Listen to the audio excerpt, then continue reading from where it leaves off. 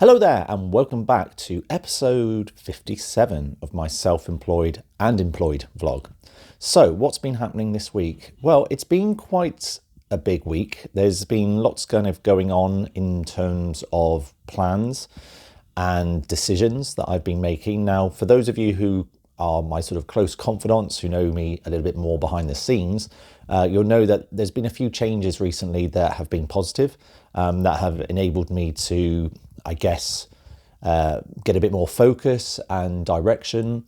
And I think as a consequence, I've started now feeling like I'm getting a bit more of a sense of direction again in life, which is very important, isn't it?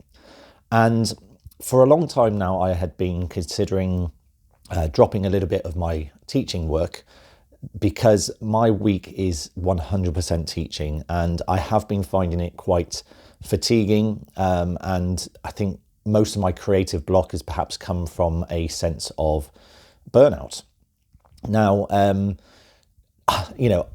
don't want to turn work away, obviously, but I do have to consider my mental health and my purpose a little bit. Now, I know a lot of people who do teach and who do lots of teaching, but they balance it maybe with doing gigs or playing in a band or doing something like that, where they've got that little bit of their kind of musicianship still there, but they also do teaching as well. And I think for me at the moment, because I do 100% teaching, I feel like the other side of my life and my career has taken a bit of a dip.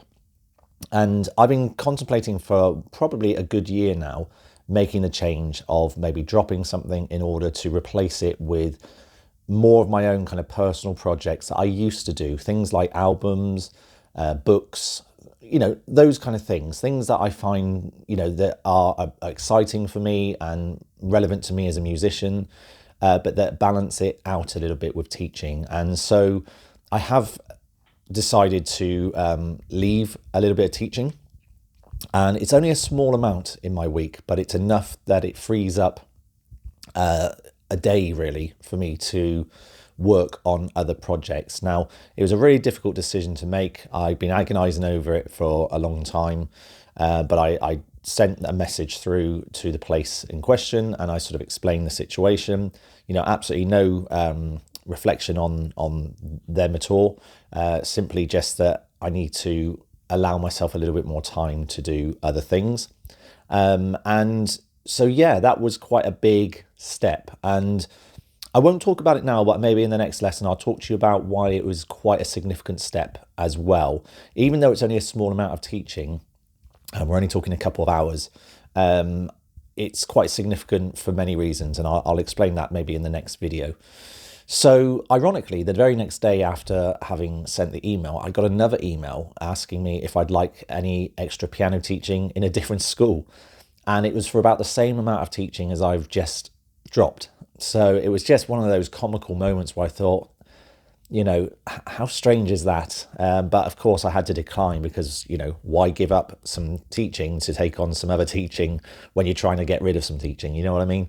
So that was funny. But in a way, I'm kind of hoping that when I do get into the routine of my new day where I work on my own projects, opportunities might well arise. They often say, don't they, when you close a door, another one opens. And there may very well be situations like that where I get an email to do something, and then because I have that free day, suddenly I'm able to do it. And that's the thing, isn't it? Because that was the problem I was having, is that if anyone asked me to do anything creatively, I just didn't have the time, the headspace, or the energy to be able to do it. Whereas this kind of frees me up a little bit and gives me a bit more leeway to work on these things. So that's like the main thing that's happened this week. It's been a case of trying to put in place an idea that I had, but now it's become a physical, concrete sort of decision. And from there, I will obviously, see how things go, and hopefully it'll be exciting, actually. Now, talking of projects, I wanted to just share a little bit about some of the projects I have in mind, because I have been thinking about several. As you may know, or may not know, I have had somewhat of a creative blip recently, and I've struggled to write new music, partly because I'm finding it hard to find the time and the energy, but more I would say, a kind of a disassociation, I suppose. I've been listening to my music recently, my albums, and when I used to listen to my albums, I would think, oh yeah, I wrote that, and wow, I can't believe I was able to put that together, and oh, that worked well. And, I can listen to it objectively. Recently, though, when I've listened to my albums, it sounded unrecognizable to me. Like, I've really enjoyed them. I've really enjoyed listening to them, and I think they're great albums. But I feel a bit of a disassociation with them, like I didn't write them. And it's a very weird psychological sensation that I can only attribute to the creative lull that I've experienced recently. At the moment, I don't feel ready to write anything new. I know a lot of people are asking me, oh, when you're going to write a new album, and it's going to come. Absolutely, it will be coming soon. But at the moment, immediately, I don't feel ready to write a new album. But I have got a lot of piano albums that I have scheduled and planned. I'm going to share those with you briefly now. I touched upon it on the channel a while ago about a Mike Oldfield piano album, doing piano covers of his music. Alongside that, I would also like to do a Jean-Michel Jarre piano cover album and a Cardiacs piano cover album. So 3 bands or 3 artists that I'd like to do piano covers for.